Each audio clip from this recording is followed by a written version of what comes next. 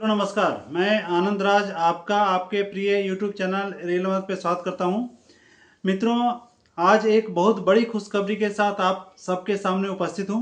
जैसा कि हम लोग जानते हैं कि रेलवे बोर्ड का जो अब तक का नियम था, उसके अनुसार किसी भी कैडर में अगर 10% से कम वैकेंसी है तो डिवीज़न को ये पावर था कि उस कैडर के कर्मचारियों को रिलीव कर दे।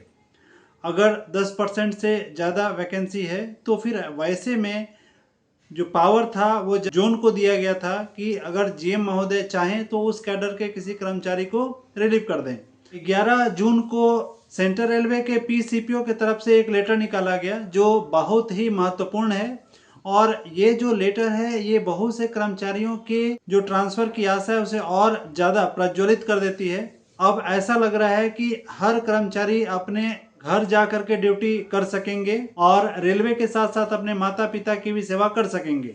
रेलवे में बहुत सारे कैडर ऐसे हैं जो काफ़ी छोटे हैं, बहुत छोटे छोटे कैडर हैं जिनका सैंक्शन स्ट्रेंथ 15 या 20 है।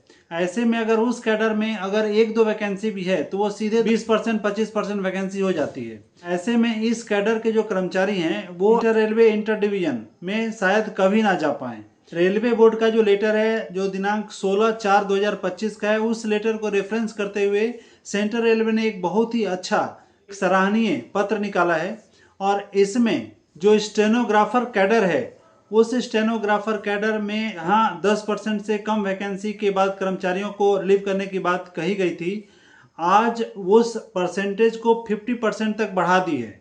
तो ये एक बहुत ही बड़ी खुशखबरी है सारे कर्मचारियों के लिए, इसलिए क्योंकि आज रेलवे बोर्ड ने इस बात को समझा है कि छोटे कैडर में कर्मचारियों का परसेंटेज अगर 10% रहा तो वैसे में उन कर्मचारियों का इंटर रेलवे इंटर डिवीजन शायद कभी पूरा ना हो।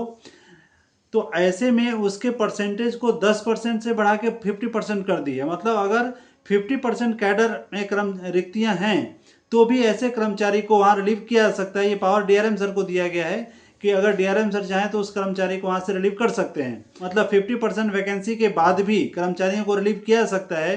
तो ऐसे आने वाले दिनों में और भी कैडर में ये परिवर्तन संभव है। आप सभी कर्मचारियों से मेरा अनुरोध है कि आप जहां भी संभव हो प्रशासन से बात करें, अपने कैडर की समस्या को बताएं, और हो सकता है कि आज ये स्टेनोग्राफर कैडर के लिए निकाला गया तो कल होकर के ये और भी कैडर्स के लिए इस तरह का पत्र है वो निकाला जा सकता है। मित्रों, ये पत्र जो है अपने टेलीग्राम अकाउंट पे अवेलेबल है, जिसका लिंक नीचे डिस्क्रिप्शन में दिया हुआ है। आप चाहें तो वहाँ उस लेटर को देख सकते हैं। इसी तरह के महत्वपूर्ण जानकारी के लिए इस चैनल को जरूर सब्सक्राइब करें, वीडियो अपने मित्रों को जरूर शेयर करें। धन्यवाद मित्रों, बहुत बहुत धन्यवाद।